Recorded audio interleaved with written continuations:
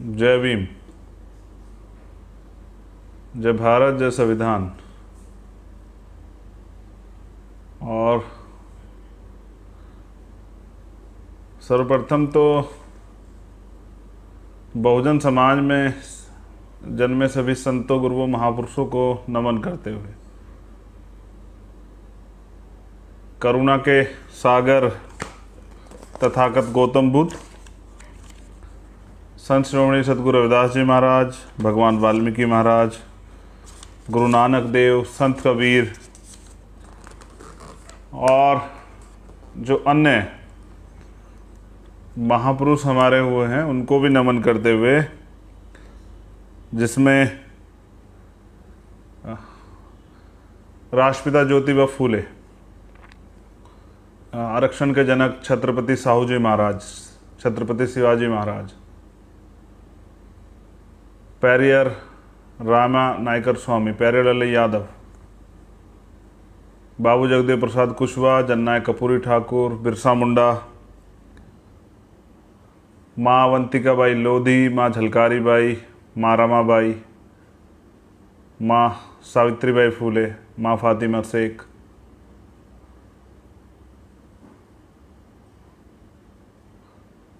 और जो अन्य महापुरुष जिन्होंने बहुजन आंदोलन को आगे बढ़ाने का काम किया, मैं उन सबको भी नमन करता हूँ। नमन करता हूँ विश्व रत्न बाबा साहब डॉक्टर भीमराव अंबेडकर जी को, शहीद उधम सिंह जी को, शहीद भगत सिंह जी को, शहीद करतार सिंह सराभा जी को, डॉक्टर फरीदी जी को नमन करता हूँ। और मैं नमन करता हूँ बाबूजी जगजीवन राम जी को। मैं नमन करता हूँ मेरे गुरु, मेरे आदर्श, मेरे रहबर बहुजन नायक, एक संत, एक नायक, एक नेता, त्याग बलिदान की मूर्ति, मान्यवर साहब श्री काशीराम को। और क्योंकि आज 21 मई, तो मैं नमन करता हूँ आज के इस ऐतिहासिक अवसर पे उन तमाम बहुजन समाज के योद्धाओं को, भीम आर्मी के कार्यकर्ताओं को सलाम करता हूँ, पदाधिकारियों को सलाम करता हूँ, सैल्यूट करता हूँ, जय भीम बोलता हूँ। उस आंदोलन में हमारे सभी सहयोगियों को जय भीम बोलता हूँ।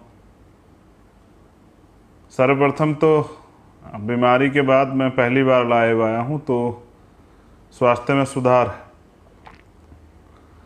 लेकिन क्योंकि संकल्प लिया है तो आज अगर तबीयत खराब भी रहती तो भी अपनी बात कहनी थी। तो उस आंदोलन को मजबूत करने वाले हर एक कार्यकर्ता का आभार प्रकट करता हूँ। आज के विशेष दिन बहुत सारी बातें आप लोगों से करनी है, और आशा उम्मीद है कि आप स्वस्थ हैं, आपके परिवार में सब मंगल हैं। मैं ये तो समझता हूँ कि बहुत सारे साथियों को इस बीच में हमने खो दिया, जिसमें TS विजय जी थे, जो हमारे IT सेल के राष्ट्रीय संयोजक थे। इसी बीच में हमारे भीम आर्मी उत्तर प्रदेश के प्रदेश अध्यक्ष, उनके छोटे भाई, और भी बहुत सारे साथी जो हैं जिनके नाम मैं नहीं ले पा रहा हूँ। हमने बहुत सारे साथी खोए हैं इस बीमारी में। तो आप सबकी मंगल कामनाओं की वजह से और गुरुओं, महापुरुष, संतों के आशीर्वाद की वजह से मैं काफ़ी स्वस्थ हूँ और दोबारा से जल्द आपके बीच मैदान में हूँगा। मेरा जय भीम स्वीकार करें। अब मैं कुछ चर्चाएं जो हैं आज के विशेष अवसर पे आप लोगों के बीच करना चाहता हूँ। और कुछ आदर्शवादी महापुरुष और छूट गए हैं, जैसे बिरसा मुंडा और सर छोटू राम, संत गाडगे जी महाराज और बाबू मंगू राम सिंह मंगूवालिया जो पंजाब से थे, उदादेव पासी जी, माता दीन वाल्मीकि जी, गुरु घासीदास जी, ये मान्यवर दीना भाना वाल्मीकि साहब, ये तमाम महापुरुष जो हैं, धन सिंह कोतवाल जी, ये महापुरुष तो एक इतिहास। लेकिन आज क्योंकि विषय कुछ और है, 21 मई एक ऐतिहासिक आंदोलन दिल्ली में हुआ था, मैं उस पर चर्चा करूँगा। लेकिन उस चर्चा की शुरुआत से पहले बस मैं आपके सामने बाबा साहब अम्बेडकर का एक स्टेटमेंट जो है, जो बाबा साहब अम्बेडकर ने खुद दिया, मुझे लगा कि वो आप लोगों के सामने रखना चाहिए। ये मेरा नहीं, बाबा साहब का कथन है और यूपी की धरती पे है, तो मुझे लगा कि इस पे आपसे बात होनी ज़रूरी। ये भाषण है, सभा थी 1956 की, आगरा की, और मैं सभी क्रांतिकारी साथियों से चाहूँगा कि उसको सुने, एक बार उसको सुने, शायद ये आपके काम आ जाए। क्योंकि बुरा ये है कि हमारे लोग कॉपी बहुत ज़्यादा करते हैं, सुनते कम। लेकिन सीखने के दौर में हैं, तो मुझे आशा उम्मीद है कि आप कल का भविष्य हैं, बहुजन राजनीति का भी, बहुजन इतिहास का भी, बहुजन संघर्ष का भी, बहुजन आंदोलन, बहुजन क्रांति का भी। तो आपसे ही उम्मीदें हैं, तो सीख सीख के आगे बढ़ना है। आपके पास तो सिखाने के लिए कोई है नहीं, तो ये लिटरेचर ही काम आएगा। तो मैं क्योंकि मैं एक एक वर्ड जो है वो पढ़ना चाहता हूँ जो बाबा साहब द्वारा कहा गया, अपनी तरफ से कुछ नहीं कहना चाहता, इसलिए आशा अनुरोध करूँगा कि आप लोग इसको ध्यान से सुने। आगरा की सभा में बाबा साहब अम्बेडकर ने कहा, मुझे पढ़े लिखे लोगों ने धोखा दिया। और ये आपने बहुत बार लोगों के मुंह से सुना होगा। आज मैं ऐसे नौजवान को नहीं खोज पा रहा हूं जो इस तंबू का बंबू बनने के लिए तैयार हो। ये बाबा साहब अम्बेडकर कह रहे हैं कि मुझे मेरे पढ़े लिखे लोगों ने धोखा दिया और आज मैं ऐसे नौजवान को नहीं खोज पा रहा हूं जो इस तंबू का बंबू बनने के लिए तैयार हो। मैं अब बुजुर्ग हो गया हूँ, बीमार रहता हूँ। अगर कोई नौजवान इस मिशन को आगे बढ़ाने के लिए तैयार होता है तो मैं चैन से मर सकूं। ये बाबा साहब अम्बेडकर ने कहा। बाबा साहब अम्बेडकर नौजवानों पे भरोसा करते थे, उनको लगता था, उनको ये विश्वास था। नौजवानों के लिए मेरा संदेश है, क्योंकि 21 मई की क्रांति में सबसे बड़ा हाथ जो है नौजवानों का था। वो नौजवान जिसके अंदर स्वाभिमान, सम्मान, हक अधिकारों की और लड़ने की आग, जिसके अंदर जोश जुनून है, जो स्वाभिमान सम्मान का जीवन चाहता है, कि जो बाबा साहब अम्बेडकर को जिसने पढ़ा, जो बाबा साहब अम्बेडकर की इन 2 लाइनों को बहुत अच्छी तरह मानता है कि हजारों साल की गुलामी से बेहतर है स्वाभिमान सम्मान के कुछ चंद मिनट या घंटे। जो ये भी मानता है कि इस जीवन में, जैसा मैंने आपको कई बार कहा, कि जीवन जीना कोई बड़ी बात नहीं, बड़ी बात है स्वाभिमान से जीना, सम्मान से जीना, अधिकारों के साथ जीना। और वो ये भी समझता है और दोहराता है खुद से, वो मेरे जैसा, आपके जैसा नौजवान जो हर घर में, जो कहता है कि बाबा साहब अम्बेडकर की उस बात को कि 100 दिन बकरे की तरह जीने से अच्छा एक दिन शेर की तरह जिया जाए। और उन नौजवानों पे बाबा साहब अम्बेडकर क्या कह रहे हैं? आज के नेता तो कहते हैं कि नौजवानों को पता नहीं है, वो तो कहते रहते हैं, लेकिन आपने तो साबित कर दिया उत्तर प्रदेश में। मैं अब नौजवानों पे चर्चा बाद में करूं, बाबा साहब की बात को आगे बढ़ा देता हूं। बाबा साहब ने कहा कि मैं ऐसे नौजवान को खोज रहा हूं। मैं 2-3 बार इसलिए दोहरा रहा हूं कि नौजवानों को पता लगे कि वो उनमें बाबा साहब का विश्वास था, और उनको ये विश्वास था कि अगर कोई ऐसा नौजवान मिल जाए जो इस तंबू का बंबू बनने के लिए तैयार, जो इस आंदोलन को आगे बढ़ा सके, तो मैं चैन से मर सकूं। और बाबा साहब अम्बेडकर को पढ़ने के बाद, समझने के बाद मान्यवर साहब श्री काशीराम ने बाबा साहब के कारवा को आगे बढ़ाया और बाबा साहब अम्बेडकर के मिशन रूपी तंबू के बम्बू को बनकर न केवल आगे बढ़ाया बल्कि उसे मुकाम तक पहुंचाया। और बाबा साहब अम्बेडकर का जो अम्बेडकरवाद जो मिशन था उसको पुनर्जीवित किया। और ये थे हमारे रहबर मान्यवर साहब श्री काशीराम। लेकिन आज जब बहुजन समाज के युवा इस देश में मान्यवर काशीराम साहब और बाबा साहब के आंदोलन को पुनर्जीवित करना चाहते हैं, उनके सिद्धांतों पे आगे बढ़ाना चाहते हैं, तो कुछ लोगों को ये बर्दाश्त नहीं हो रहा है। वो तमाम तरह के आरोप और तमाम तरह की चीज़ें कह के उनको गलत साबित करने में लगे हुए, उनका उपहास उड़ा रहे हैं। लेकिन कोई बात नहीं, हर चीज़ यहाँ ये एक प्राकृतिक नियम है कि उपहास होगा, विरोध होगा, फिर समर्थन भी मिलेगा। तो अब मैं जिक्र करता हूँ बाबा साहब के एक और भाषण से पहले उस बात का जो 21 मई को हुई थी।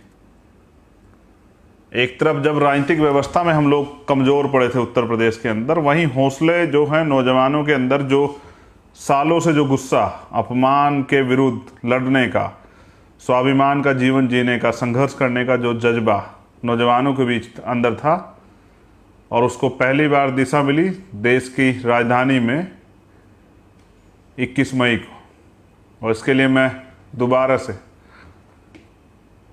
उस समय जो साथी हमारे साथ थे उन सबका भी धन्यवाद करता हूँ। और मैं धन्यवाद करता हूँ भीम आर्मी के कार्यकर्ता का, उन सभी साथियों का जो वहाँ पहुँचे थे। वो किसी भी संगठन पार्टी से थे, लेकिन मुझे कहना है कि एक नौजवानों ने एक अंगड़ाई ली थी और इस व्यवस्था को ललकारा था कि अब हम जुल्म जाति नहीं सहेंगे। और बस मैं कुछ याद दिलाना चाहता हूँ, उसके बाद कितने आंदोलन हुए। मैं अगर अपनी बात कहूँ, उसके बाद मैंने 16 महीने जेल काटी। जब बेल मुझे मिल गई तो सरकार ने मेरे ऊपर रासुका लगा दी। जब 2 अप्रैल का आंदोलन हुआ और हमारे निर्दोष साथियों को जेल भेजना शुरू किया गया, रासुकाएँ लगी, बहुत सारे साथियों की जान गई, तो मैं भूख हड़ताल पे चला गया। तो मेरे परिवार से मिलना भी जो है बंद करवा दिया गया। 8 महीने तक मुझे इलाज नहीं होने दिया सरकार के लोगों ने। सूखी रोटियां जो है वो खाने के लिए मजबूर किया। ये कोई बड़ी पहली बार और कोई बड़ी घटना नहीं थी, ये तो बहुजन आंदोलन में सहना पड़ा है। मुझसे पहले भी हमारे रहबर मान्यवर काशीराम साहब जेल गए। आज लोग कहते हैं आंदोलन, जेल, मुकदमे, तो यहाँ तो पानी पीने के लिए भी आंदोलन करना पड़ा। बाबा साहब ने तो लाठियाँ खाई, लेकिन मान्यवर काशीराम साहब तो खुद जेल गए। तो बुरा यह है कि हमारे साथियों ने इतिहास नहीं पढ़ा है, और मैं उस पर भी चर्चा करूँगा। लेकिन सबसे बड़ी बात और ज़रूरी बात जो मैं आज आपसे कर रहा हूँ कि उसके बाद कितने आंदोलन हुए और क्या आपको नई लीडरशिप नहीं मिली? क्या प्रत्येक प्रदेश में बहुजन समाज के नए नेता नहीं तैयार हुए जो आंदोलन से निकले? वो स्वाभिमानी लोग जो लड़ते हैं, क्या आज पुलिस से पहले लोग भीम आर्मी को याद नहीं करते? क्या कहीं वो अन्याय, अत्याचार, जुल्म जाती होती तो भीम आर्मी के लोग जाकर न्याय नहीं दिलाते क्या? हाँ, ये मैं मानता हूँ कि घटनाएं बढ़ रही है, इसलिए बढ़ रही हैं कि घटनाएं पहले भी होती थी, तब वो सामने नहीं आती थी, आज लोगों को न्याय मिलता है। उसके बाद मैं कितने आंदोलन आपको याद दिलाऊं?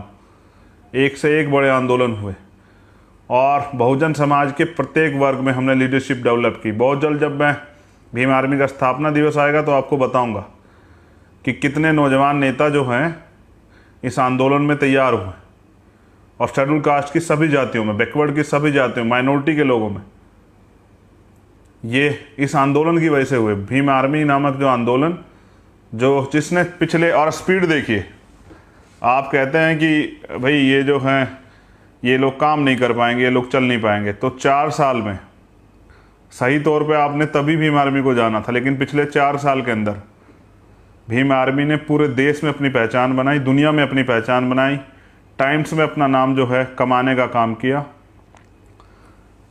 अगर आपको याद हो हाथरस जैसा आंदोलन, हाथरस जैसे हमारी बहन के साथ जब अन्याय हुआ, न्याय दिलाने का काम किया। ऊना का मामला, उन्नाव का मामला, चूरू का मामला हो, थाना गाजी का मामला हो, दिल्ली में CA NPR NRC आंदोलन,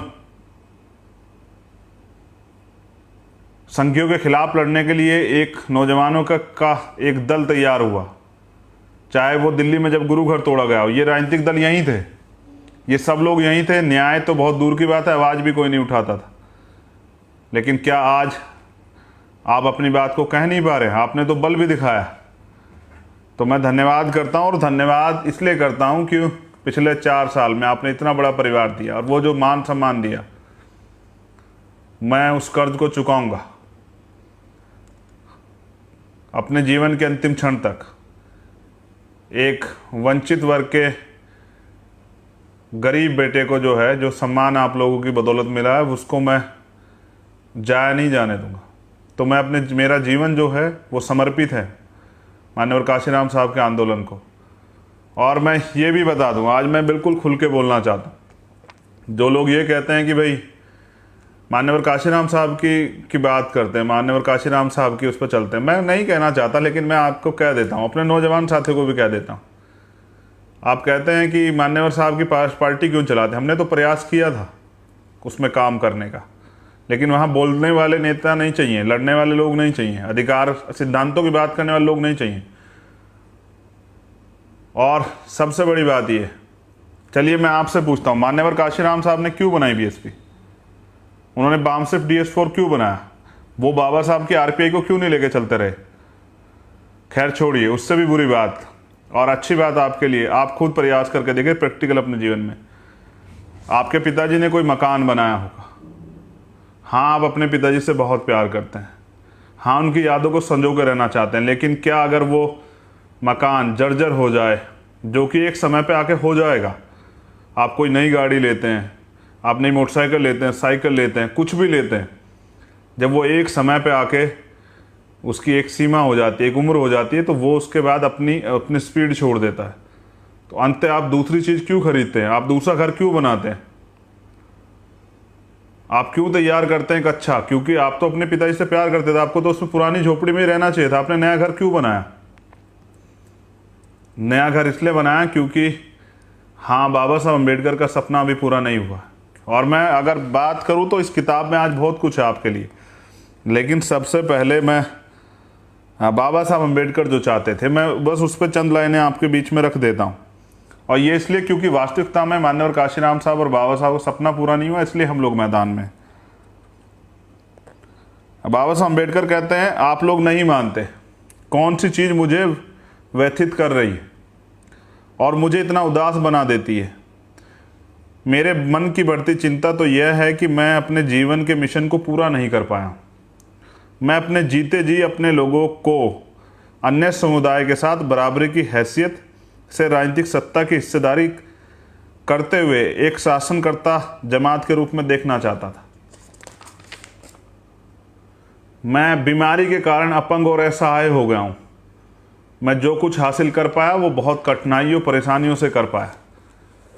बाबा साहब हमें शासक जमात देखना चाहते थे। मैं पूछना चाहता हूँ कि भाई उन आलोचक साथियों से भी, क्योंकि वो मेरे अपने ही लोग, वो किसी कारण से मुझसे नाराज़ हैं। नाराज़ इसलिए हैं कि वो अभी दूसरे घर में, लेकिन मैं आपसे आज पूछना चाहता हूँ, बस मुझे अपने मन से जवाब दीजिए सोच के। बहुत सारे बुद्धिजीवी लोगों को भी शिकायत शिकवा हो सकती है। हाँ हम अपने काम से जवाब देंगे, बोलने से नहीं, अपने काम को करके और रिजल्ट दे के जवाब देंगे। लेकिन मैं आज आपसे पूछना चाहता हूँ, 2012 में आप लोग उत्तर प्रदेश में किसके वजह से डाउन हुए? आप 2014 में 0 सीट पे किसकी वजह से आए? आप 2017 में 18-19 सीटों पे किसकी वजह से आए? 2019 में 10 सीटें जीती, वो किसकी वजह से? और वो कहाँ कहाँ जीती आप ये भी चेक कर लीजिए। और वर्तमान में जो लोग मजाक बना रहे थे भीम आर्मी के लोगों का, इससे पहले तो कहते थे कि ये चंद लोग हैं, इनके साथ लोग नहीं है, जमीनी कार्य नहीं, लेकिन जब अब भीम आर्मी के और आज़ाद समाज पार्टी के लोगों ने रिजल्ट दिया है, उन्होंने साबित किया कि वो भविष्य को उज्जवल बना के दिखाएंगे और सपनों को पूरा करेंगे जो बाबा साहब अम्बेडकर और मान्यवर काशीराम साहब चाहते थे। तो आज आपको बौखलाहट क्यों? ये लोकतंत्र है, सबको अधिकार है। जब आप लोगों के राहों में रोड़े अटका देंगे, उनको समाज की भलाई के लिए कुछ करने नहीं देंगे, तो वो करेंगे। तो आप आइए ना, सामना कीजिए। आज क्या दिक्कत आ रही है? बाबा साहब अम्बेडकर ने आप सबके लिए ये लाइन लिखी थी, बहुत दिन पहले लिख के चले गए बाबा साहब अम्बेडकर। मैं सोचता हूँ आज पढ़ देता हूँ आप उन हर साथियों के लिए जिन्होंने इस मिशन को आगे बढ़ाने में योगदान दिया है। बाबा साहब ने उन सभी सामाजिक कार्यकर्ताओं, मिशनरियों जो समाज कार्य कर अम्बेडकरवाद को पुनर्जीवित करने का काम कर रहे हैं, निरंतर दिन रात 24 घंटे सतत काम कर समय, मेगा तथा आर्थिक सहयोग से अम्बेडकरवाद को बढ़ावा दे रहे हैं, उनके बारे में लिखा। आपको अपने अमिष्ट की पवित्रता पर अडिग विश्वास रखना चाहिए। आपका लक्ष्य उत्तम है और अपना ध्येय मिशन सर्वोच्च एवं गौरवशाली। वे धन्य हैं जो अपने समाज भाइयों के प्रति उनके बीच उन्होंने जन्म लिया, अपने कर्तव्य पालन हेतु पूर्णतया सजग हैं। उनकी महिमा ध्येय है जो अपना समय, अपनी विद्वता एवं अपना सर्वस्व समाज के विमुक्ति के लिए अर्पित करते हैं। गौरवशाली हैं वे जो दास्तां में जकड़े हुए लोगों की स्वतंत्रता के लिए महान संकटों, हृदय विदारक अपमान, जजावती और जोखिम के होते हुए भी जब तक अपना संघर्ष जारी रखते हैं, जब तक दलित जन अपने मानवीय अधिकारों को प्राप्त नहीं कर लेते। ये बाबा साहब अम्बेडकर ने आप सब लोगों के लिए लिखा है बहुत दिन पहले, कि जो लोग अपने जीवन का अमूल्य समय छोड़ के सामाजिक कार्य की भावना से, सामाजिक विकास की भावना से अपने भाइयों के लिए काम कर रहे हैं, वो सब लोग बधाई के पात्र हैं, उनका धन्यवाद करते हैं, क्योंकि वो लोग अपना कार्य छोड़ के इस मूवमेंट को आगे बढ़ाने का कार्य कर रहे हैं। इसलिए तो बाबा साहब ने कुछ लोगों को धोखा देने की बात भी कही। देखिए, दो चीज़ें साफ है, हम इतिहास लिखने के करीब हैं और हम लोग इतिहास लिखेंगे, क्योंकि इतिहास लिखने के लिए इतिहास पढ़ना पड़ता है। और ये बाबा साहब अम्बेडकर ने भी कहा है, उन्होंने कहा जो व्यक्ति अपना इतिहास नहीं जानता वो कभी इतिहास लिख ही नहीं सकता और ना ही अपने भविष्य का निर्माण कर सकता है। तो आप इतिहास को जानिए कि आप लोगों को दरिद्र, आप लोगों को जाति व्यवस्था में किसने जकड़ा, आपको कमज़ोर, असहाय, शिक्षा विहीन, धन विहीन, सम्मान विहीन किसने बनाया? तो इतिहास मान्यवर काशीराम साहब कैडर देते थे। आप आज क्यों नहीं कैडर होते? वो कैडर हम लोग जिंदा करें। मैं तो ये कोरोना काल कम हो जाए, क्योंकि इन सरकारों ने कोई व्यवस्था नहीं की। ये लड़ाई रोटी की नहीं है, ये स्वाभिमान, सम्मान, अधिकारों की लड़ाई। एक भी सरकार ऐसी नहीं थी जिसकी में इतना काम हो पाता कि आम आदमी खुश रहता। आज लाखों लोगों की जान गई इस कोरोना काल में, अच्छा इलाज न मिलने कारण। इसके लिए ये सरकारें दोषी हैं, इन पे हत्या का मुकदमा चलना चाहिए। लेकिन गरीब तो गरीब है, वो तो पैदा ही हुआ है मरने के लिए, उसको तो एक ना एक दिन मरना ही। कभी रोड पे किसी अमीर की गाड़ी के एक्सीडेंट से, कभी प्राकृतिक आपदा से, बिजली से, बाढ़ से, बारिश से, हवा से, या बीमारियों से, या भूख के कारण, या अपमान के कारण, या किसी जाति से ग्रसित मानसिकता के व्यक्ति के हाथों अपमानित होके। तो जाति इस देश का कड़वा सच है और इस देश के लिए अभिशाप भी। इसलिए मुझे आपसे कहना पड़ रहा है कि भाई आपको अपनी लड़ाई अपने सहारे पर लड़नी पड़ी। और इसलिए अब मैंने तय किया है कि जैसे कोरोना काल ख़त्म होगा, मैंने आपसे जानकारी दी थी कि हम लोग साइकिल यात्रा पर निकलेंगे, और अब मैं इस साइकिल यात्रा को देशव्यापी बनाना चाहता हूँ कि हर विधानसभा, हर जिले में वहाँ की जो टीम, वो जो पंपलेट हम लोग तैयार करा रहे हैं, जिसमें हमारी गारंटी आए कि लोकतंत्र में संविधान क्या क्या देता है, रोटी, कपड़ा, मकान, चिकित्सा, शिक्षा, सुरक्षा, रोजगार और न्याय, ये सारी चीज़ें उन पंपलेट को, उस बात को, हमारी उस कड़ी को आगे बढ़ाते हुए, महापुरुषों के उस आंदोलन को आगे बढ़ाते हुए आप लोग गांव-गांव जाके उसका प्रचार करें। और जो वोट हमें मिला है वो भी उस गरीब तबके का है जो असहाय है, जिसकी आवाज़ भी कोई नहीं सुनता। जहाँ आज भी गांव देहात में जुल्म जाती होती है, न्याय नहीं मिलता, वहाँ भीम, जहाँ पुलिस नहीं पहुँचती, जहाँ प्रशासन नहीं पहुँचता, जहाँ नेता नहीं पहुँचते, वहाँ भीम आर्मी के बेटे पहुँचते हैं। मैं धन्यवाद करता हूँ भीम आर्मी के नौजवानों का, आज़ाद समाज पार्टी के नौजवानों का, कि दिन और रात नहीं देखते आप। हाँ, आपने साबित कर दिया कि जब कुछ मान लो तो हार और ठान लो तो जीत। आप लोग निकले हैं तो समय लगेगा, लेकिन रिजल्ट तो आना ही। परिवर्तन प्राकृतिक नियम। तो हम लोग निकलेंगे गांव-गांव और गली गली जाके तैयार करेंगे सोए हुए समाज में राजनीतिक चेतना जागरूक करने के लिए। और मैं तो खुद निकलने वाला हूँ।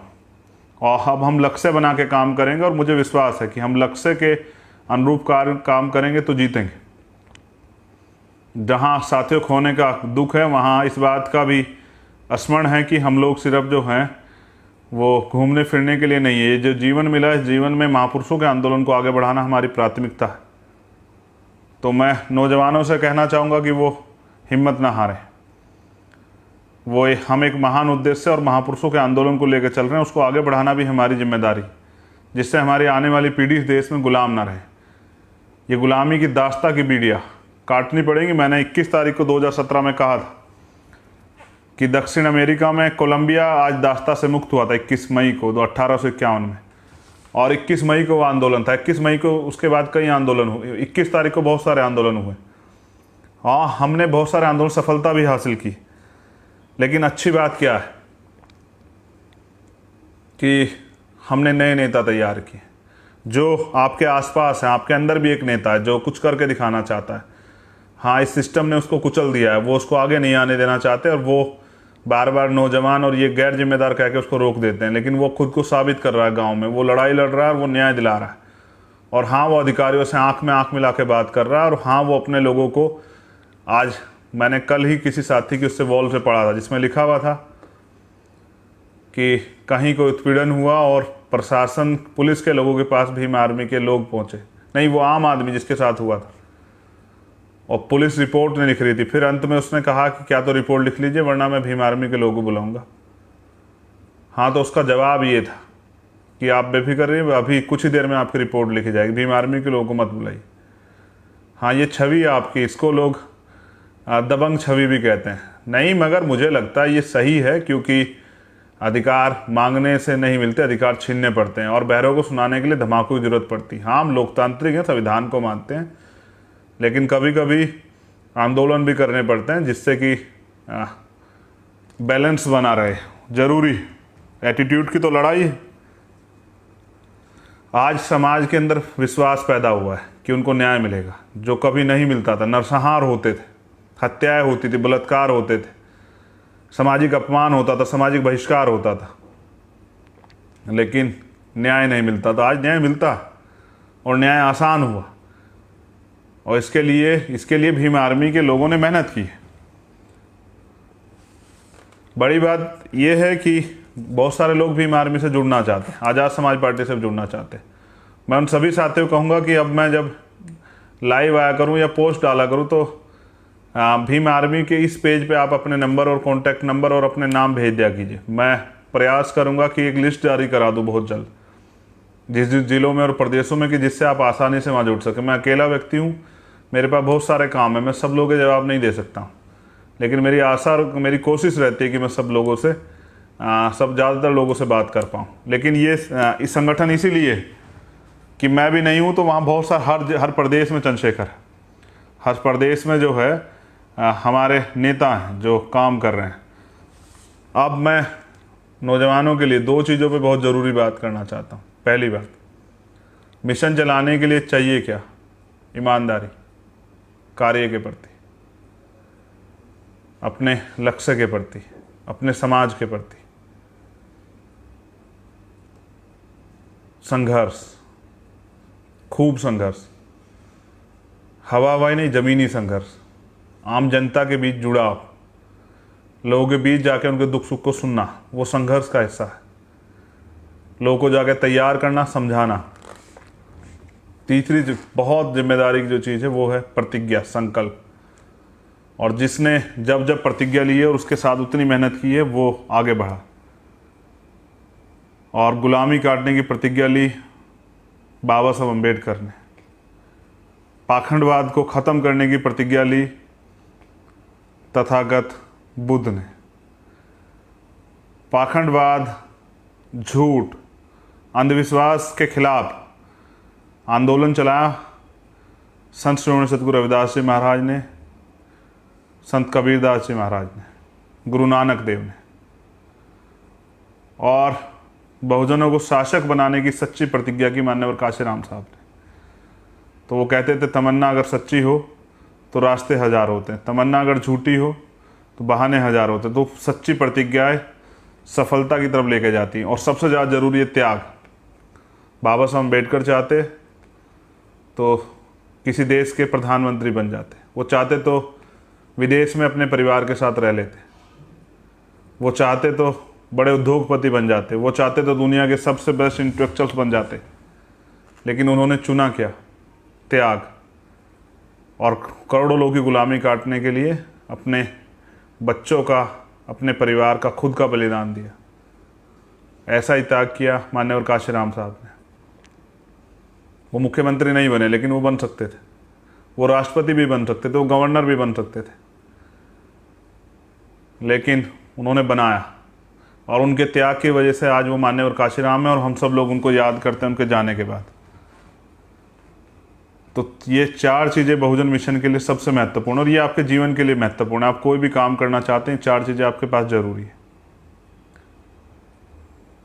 और मैं क्यों ना चलाऊं मूवमेंट? जब मान्यवर काशीराम साहब ने कहा कि मुर्दा लोग जो हैं मिशन नहीं चलाते और जिंदा लोग रुकने नहीं देते, जब हम जिंदा कौम हैं, जब हम जुल्म जाति के खिलाफ लड़ सकते हैं, तो क्यों ना चलाएं मिशन?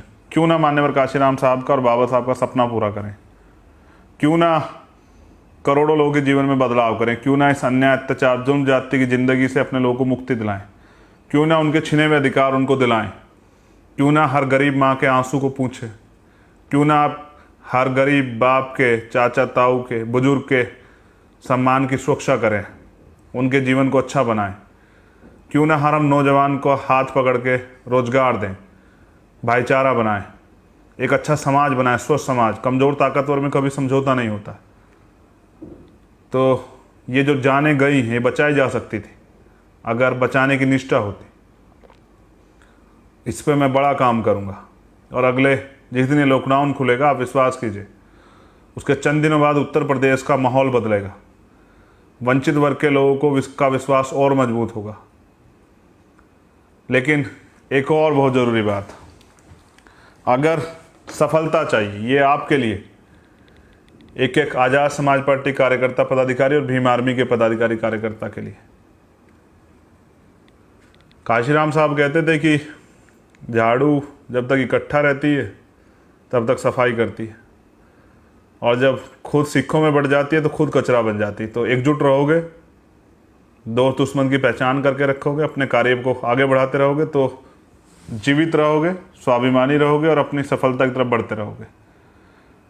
अगर आपस में मनमुटाव करोगे, टांग खिंचाई करोगे, एक दूसरे को रोकने का काम करोगे, तो कचरा बन जाओगे। फैसला आपको करना है। लेकिन सफल होने के लिए चाहिए खुद से वादा, मेहनत ज़्यादा और मजबूत इरादा। दोबारा दोहरा रहा हूँ, खुद से वादा कि करके दिखाना है, मेहनत ज़्यादा कि किसी भी कीमत पे करना है, और मजबूत इरादा कि हाँ करना है और बस करना है। तो मैं गौरवान्वित हूँ। मैं तो राजनीति करना भी नहीं चाहता था। मुझे तो नफरत थी कुर्ते पजामे वाले लोगों से, क्योंकि वो चुनाव से पहले कुछ और बोलते थे और चुनाव के बाद कुछ और कभी वो चुनाव के बाद ढूंढे भी नहीं मिलते थे। लेकिन इस सिस्टम ने, जब मैंने देखा, जब मैंने जेल जाने के बाद बाबा साहब अम्बेडकर को पढ़ा, जब मैंने पॉलिटिकल ताकत को पहचाना, जब बाबा साहब अम्बेडकर की उस बात को समझा कि पॉलिटिक्स द मास्टर की, कि राजनीतिक सत्ता वो चाबी है जो सारे ताले खोल सकती है, और जब मैंने ये भी समझा कि राजनीति में हिस्सेदारी ना करने का सबसे बड़ा नुकसान ये है कि अयोग्य लोग आप पे शासन करते हैं, तब मुझे समझ आया कि क्यों नौजवानों को राजनीति से दूर रखा गया है। क्योंकि वो परिवर्तन चाहते हैं, और जो लोग मौजूद हैं उनको परिवर्तन से नफरत है। आप अपने आसपास भी चेक कीजिएगा, वो नौजवान किसी पार्टी, किसी दल में हो,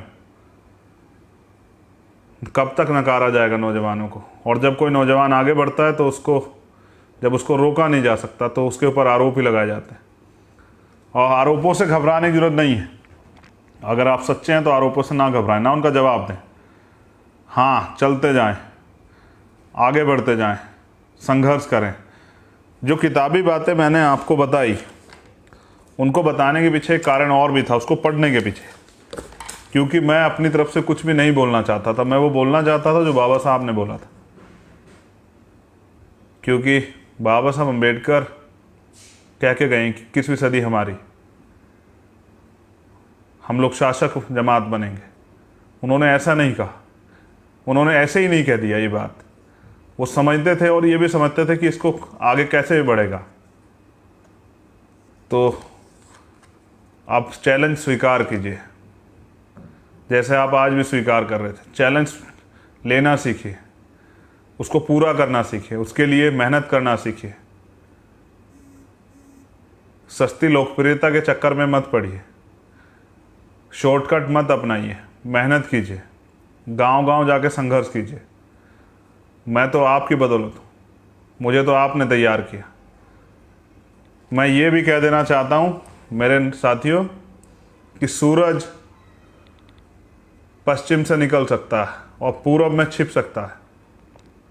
आपने अभी तक सुना होगा कि सूरज पूरब से निकलता है और पश्चिम में छिपता है। मैं आपसे कहना चाहता हूँ कि सूरज पश्चिम से निकल सकता है और पूरब में छिप सकता है, लेकिन चंद्रशेखर आज़ाद ना कभी बिक सकता है, ना कभी झुक सकता है, और ना ही कभी रुक सकता है। मेरी इस बात को नोट कर लें अपने पास। वो नोट नहीं बना जो आपके भाई को खरीद ले, लेकिन इस आंदोलन को आगे बढ़ाना आज समय की ज़रूरत है। अगर आप भारत में अपने वजूद को बचाना चाहते हैं, आप अपने लोगों को लाश बनने से बचाना चाहते हैं, आप अपने लोगों के स्वाभिमान, सम्मान, अधिकार की सुरक्षा करना चाहते हैं, क्योंकि मैंने महसूस किया, मुझे बात आपसे कहनी पड़ेगी, मैंने बहुत सारे लोगों को रोते चिल्लाते चीखते देखा, क्योंकि उनको ऑक्सीजन नहीं मिल पा रही थी, उनको वेंटिलेटर नहीं मिल पाया, उनको बेड नहीं मिल पाया, उनको मेडिसिन नहीं मिल पाई। लेकिन ये हमारी वजह से तो हुआ। अगर बहुजन समाज के लोग, इस देश के SC ST OBC माइनॉरिटी के लोग, मैं इनके लिए इसलिए कह रहा हूँ कि अधिकारों से वंचित यही लोग, हाँ मेरी स्वर्णों से जाति कोई झगड़ा नहीं है, लेकिन मैं अभी जो काम कर रहा हूँ, मेरा किसी जाति मजहब से झगड़ा नहीं। मैं तो आर्टिकल 25-26 को मानता हूँ, जो भारतीय संविधान में बाबा साहब अम्बेडकर ने लिखा कि सबको धार्मिक आज़ादी, सब अपने धर्म को माने, मुझे कोई दिक्कत नहीं। लेकिन हाँ, मुझे तकलीफ़ होती जब इंसानियत के धर्म की मजाक उड़ती है। जब उत्तर प्रदेश में लाशें जो हैं वो पानी में तैरती हैं, या उनको कुत्ते नोचते हैं, या ये पूंजीपतियों के अस्पताल पैसे ना मिलने कारण डेड बॉडी नहीं देते। हाँ, मुझे तकलीफ़ होती है जब ये मीडिया पूरे मामले को घुमा के कुछ और दिखाने लग जाता है। हाँ, मुझे तकलीफ़ होती है जब किसी गरीब का, किसी अधिकारी कर्मचारी का जाति की वजह से उत्पीड़न होता है। हाँ, मुझे तकलीफ़ होती है जो पीड़ित है उसको न्याय मिलने की जगह जब उसको जेल भेजा जाता है। हाँ, जब उसको ही सताया जाता है, मुझे तकलीफ़ होती है। बिल्कुल, मैं अपनी तकलीफ़ को समझता हूँ और मैं अपनी तकलीफ़ को दूर करना चाहता हूँ। इसलिए मैं चाहता हूँ कि वंचित वर्ग के लोगों के हाथ में शासन सत्ता है, उनको ताकत मिले। मैं तो बच गया हूँ, लेकिन बहुत सारे लोगों ने जानें खो दी। इसमें हमारे बहुत सारे साथी, उनकी जानों का हिसाब कौन देगा? क्या सुप्रीम कोर्ट और हाई कोर्ट में इतनी ताकत है कि वो मुख्यमंत्री पे मुकदमा करें?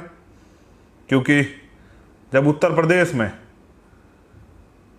मेडिकल सुविधाएं, स्वास्थ्य सुविधाओं पे काम होना था, तब मुख्यमंत्री बंगाल में जाके रैलियां कर रहे थे, प्रधानमंत्री, गृह मंत्री रैलियां कर रहे थे। क्या देश में होने वाले और कोरोना जो ये कम्युनिटी स्प्रेड हुआ, ये जो देश भर में गांव-गांव में फैल गया, इसकी जिम्मेदारी क्या सुप्रीम कोर्ट, हाई कोर्ट, प्रधानमंत्री और इन मुख्यमंत्री को देंगे? क्या इनको जेल भेजेंगे? नहीं भेजेंगे। ये गुलाम सिस्टम नहीं भेजेगा। इनके लिए आपकी जान की कीमत नहीं है। अगर होती तो वो जो 2000 से ज़्यादा लाशें 2 या 3 फीट की गहराई में जिनको कुत्ते नोच रहे हैं, जो आपके मेरे परिवार की है, तो उन पे ये सिस्टम कुछ ना कुछ करता। हाँ, उन पे जवाबदेही मांगता, और हाँ, जिन जो उसके आरोपी थे उन पे कार्रवाई होती। लेकिन नहीं होगी, और होगी इसलिए भी नहीं कि नीति वाले लोग वहाँ हैं ही नहीं। न्याय करने वाले लोग वहाँ हैं ही नहीं, क्योंकि आप वहाँ नहीं।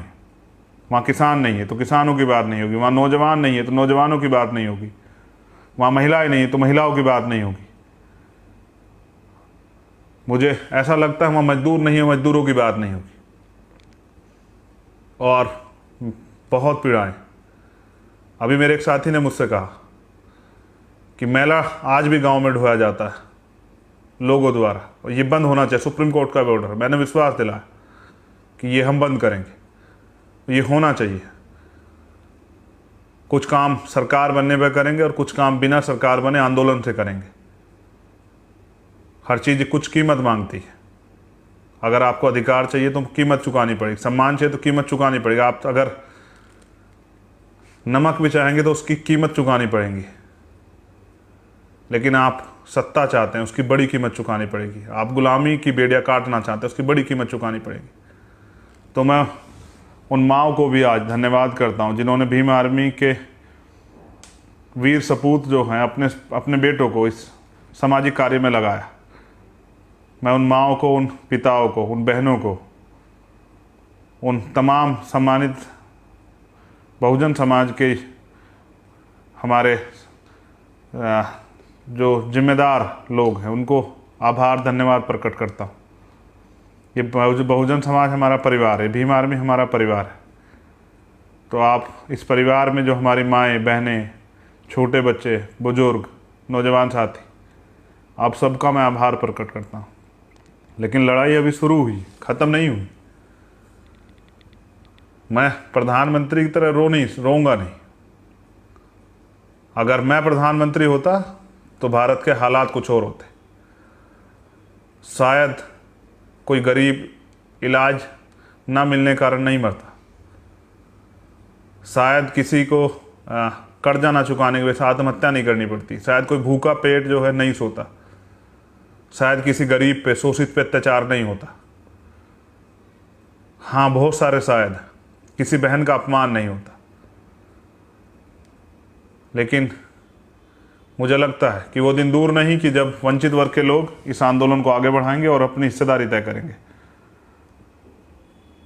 और खुद को शासक बनाना चाहेंगे। आज के लिए बहुत आभार।